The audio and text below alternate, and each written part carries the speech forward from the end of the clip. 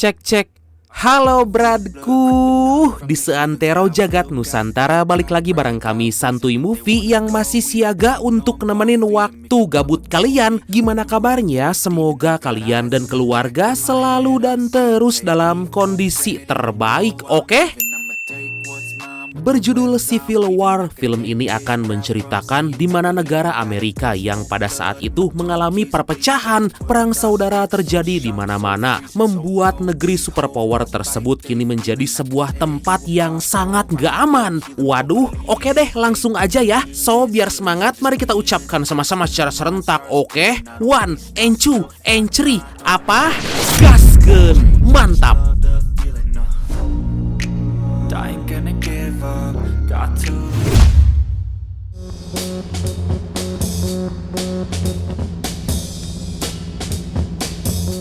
Saat Amerika mengalami masa distopia di mana pemerintah telah dianggap menjadi diktator, membuat terjadinya perang saudara di negara Amerika itu sendiri. Alih-alih membereskan apa yang lagi terjadi di negaranya, sang presiden yang entah bagaimana pikirannya malah berbuat ulah membubarkan para agen FBI.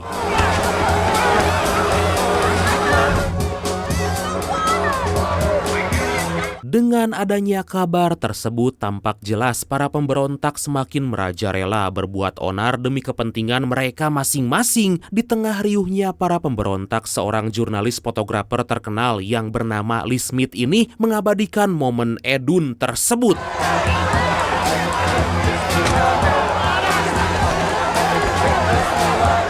Melihat seorang fotografer amatir wanita dipukuli oleh petugas keamanan di sana, Lee segera menolong dan memperingatinya agar lebih berhati-hati. Saat wanita yang ditolong Lee mulai tenang, tiba-tiba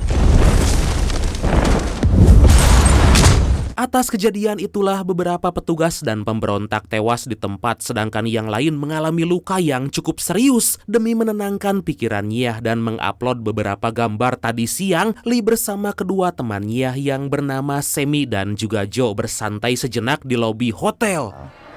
The word I'm getting is July 4th. Pada kesempatan itulah Joe dan Lee berkata akan pergi ke Washington, mewawancarai dan memotret presiden. Mendengar hal itu, tentu aja Sammy yang sadar kalau perbuatan mereka berdua sangatlah berbahaya, memperingati mereka agar berpikir terlebih dulu. Hear me out, just cause I'm a rival news outlet. Singkat cerita, Lee yang capek dengan segala aktivitas yang baru aja dia lalui gak mendengarkan perkataan Sammy dan malah pergi ke kamar. Tanpa diduga, wanita yang ditolong Lee tadi siang menghampiri dan memperkenalkan diri. Wanita cantik menceunut itu bernama Jessie, seorang fotografer amatir yang sangat mengidolakan Lee. If I ever see you again, you better be wearing Kevlar. Gak lama setelah kepergian Lee, Jessie menghampiri Sammy dan Joe menawarkan diri untuk ikut meliput berbagai peristiwa sepanjang perjalanan ke Washington. Di sisi lain, Lee yang capek terus-menerus membayangkan berbagai peristiwa yang telah dia lalui.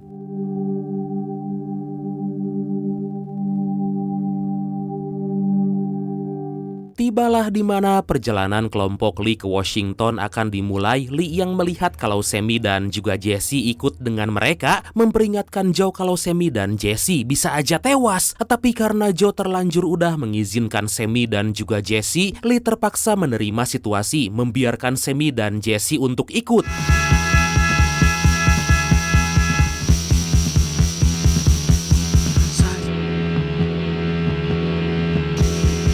Saat mereka lagi mengisi bensin, Jessie yang penasaran dengan apa yang baru aja dia lihat pergi ke belakang pom bensin sembari diikuti oleh seorang pemuda di sana. Lee yang khawatir dengan keadaan Jessie langsung mengikuti mereka dari belakang. Setibanya di lokasi, Jessie dibuat kaget dengan apa yang ada di hadapan mereka.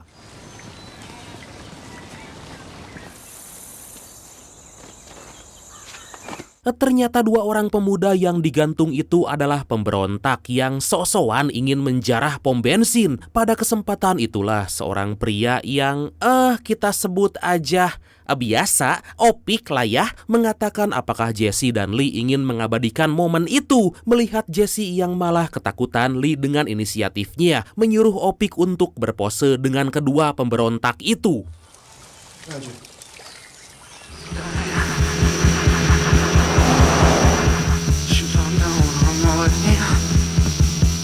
Saat mereka baru aja memulai kembali perjalanan, Jesse yang melihat kejadian mengerikan tepat di hadapannya tadi tampak ketakutan. Atas hal itulah Lee yang udah muak berniat untuk menurunkan Jesse. Untung aja Sammy dan Joe yang mengerti dengan keadaan Jesse menyuruhnya agar tetap tenang. Of the United States of America. Demi menenangkan pikiran Jesse, Lee meminta Joe berhenti sejenak di tengah reruntuhan bekas puing-puing peperangan. Di sanalah Lee menyuruh Jesse untuk memfoto sebuah bangkai helikopter. Tanpa diduga, hal itu ternyata bisa membuat Jesse lebih tenang, terbiasa dengan apa yang terjadi. I'm sorry for jamming my way into your ride, okay? 508 mil menuju wilayah Washington, kelompok Lee diizinkan untuk meliput sebuah peristiwa yang lagi terjadi di tempat itu. Terlihat jelas Jesse dan Lee dengan penuh keberanian memotret momen di mana para pemberontak menyerang tentara loyalis pemerintah.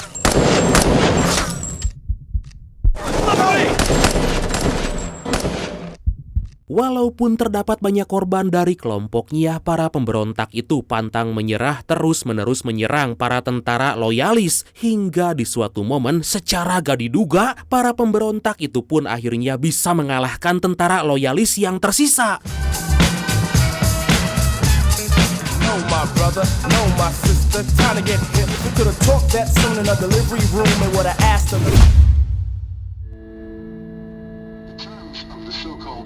Beberapa waktu kemudian, tepatnya di daerah West Virginia, tersisa 289 mil lagi ke wilayah Washington. Lee dan yang lain memutuskan untuk beristirahat sejenak di sebuah camp yang disediakan bagi para wartawan dan jurnalis foto seperti mereka.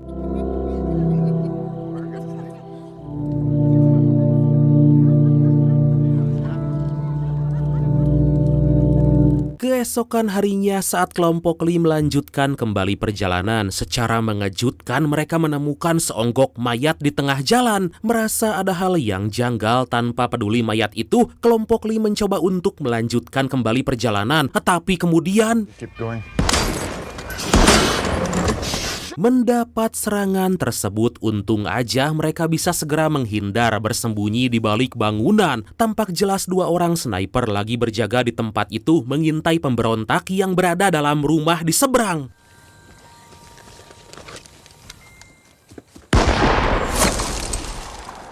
Dari percakapan Joe dan salah seorang sniper, kita bisa tahu kalau pemberontak itu sama-sama terjebak seperti mereka. Setelah sekian lama menunggu, akhirnya sniper tentara loyalis itu bisa membunuh si pemberontak. 2 jam kemudian, di tengah perjalanan, Lee dibuat ketakutan oleh sebuah mobil yang mengikuti mereka dan tampak ugal-ugalan. Saat mobil hitam itu mulai mendekat, tanpa diduga ternyata mobil tersebut ditumpangi teman Lee yang bernama Bohai dan juga Tony. Dude, what are you doing? I'm going over to your car! Tony yang mabuk malah melakukan hal di luar nalar, berpindah mobil di tengah jalan. Melihat itu, untuk memperseru suasana, Jesse tanpa basa-basi langsung melakukan hal yang sama, membuat Bohai yang bahagia menggaspol mobilnya lebih kencang.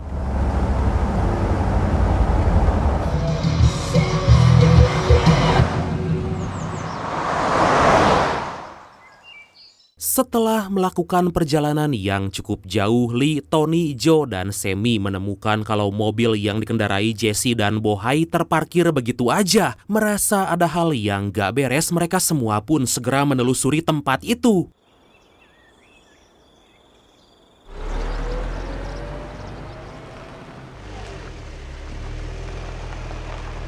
Ternyata Bohai dan juga Jesse kini lagi ditawan oleh para tentara loyalis yang menganggap mereka berdua pemberontak. Walaupun sempat diperingati, Sammy, Lee, Joe, dan Tony langsung menghampiri para tentara itu. I guess there's some kind of misunderstanding here. Di sanalah Joe menerangkan pada seorang tentara yang bernama Jack kalau Jesse dan juga Bohai merupakan teman jurnalis. Joe beralibi kalau mereka lagi dalam perjalanan untuk berlibur. Mendengar hal itu secara mengejutkan, Jack malah menembak Bohai hingga tewas. This guy here. Yes, sir. He's my... Jack kemudian bertanya pada kelompok Joe satu persatu dari mana mereka berasal, dan saat tiba giliran Tony, Jack yang baru tahu kalau Tony bukanlah orang Amerika, tanpa basa-basi langsung membunuh Tony. Oh, China. Melihat hal itu, Joe segera menenangkan Jack agar gak lagi melakukan penembakan, tapi Jack malah berniat untuk membunuh Joe. Untung aja di tengah situasi genting itulah Mamang Sammy datang menyelamatkan mereka.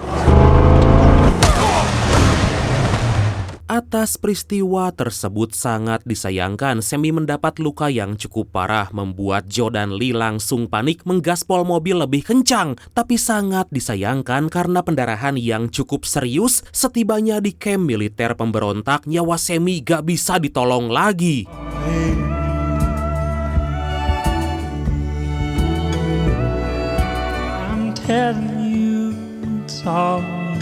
Di kamp militer pemberontak, Joe dan Lee bertemu dua orang temannya yang mengatakan kalau pagi hari tadi beberapa pasukan militer pemberontak diterjunkan menuju Washington. Diketahui kalau saat ini karena keputusan sang presiden, pasukan militer pemberontak berniat menyerang Gedung Putih untuk menghabisi presiden dan para tentara loyalisnya. Hal itu mereka lakukan karena kebijakan sang presiden yang jauh melenceng, ditakutkan akan terjadinya perang dunia. Dan faktanya pihak militer pemberontak lebih dominan menguasai peralatan tempur.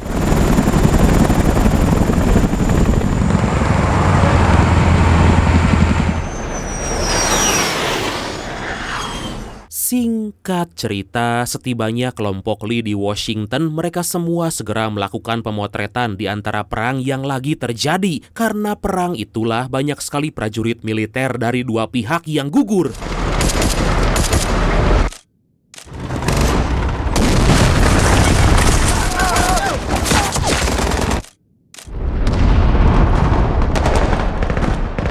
Bagaikan perang dunia, dari mulai tank baja hingga jet tempur pun diluncurkan demi menghabisi para tentara loyalis presiden. Mereka juga membombardir Gedung Putih habis-habisan.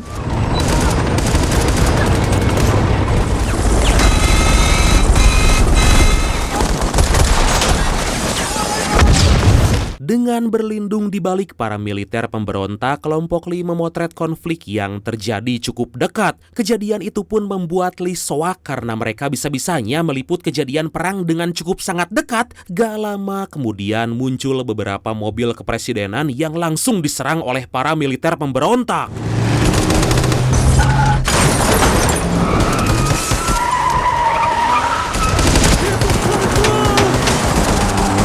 Merasa sang presiden gak ada dalam mobil-mobil itu, Lee diam-diam mengajak kelompoknya untuk masuk ke Gedung Putih. Beberapa pasukan militer pemberontak pun mengikuti Lee dari belakang.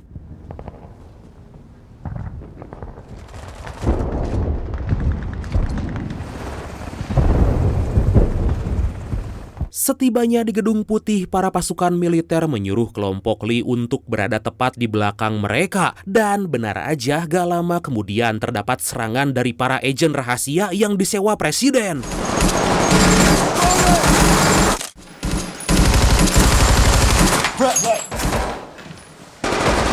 Just go. Kejadian itu pun gak luput dari jepretan kamera Lee dan juga Jesse. Terlihat para pasukan militer pemberontak sedikit kewalahan menghadapi para agen rahasia. Hingga di suatu momen secara gak disangka melihat Jesse terlalu dekat, Lee mencoba untuk menyelamatkannya. Tapi tiba-tiba sangat disayangkan, Lee harus tewas karena menyelamatkan Jesse. Di tengah rasa bersalahnya itulah ternyata sang presiden telah berhasil ditangkap oleh para militer pemberontak. Di sanalah Joe meminta si presiden untuk mengucapkan kutipan terakhirnya. Presiden yang menjabat 3 periode dan dianggap diktator itu pun akhirnya dieksekusi, dan pihak pemberontak telah memenangkan perang saudara yang terjadi selama ini. Dan akhirnya film ini pun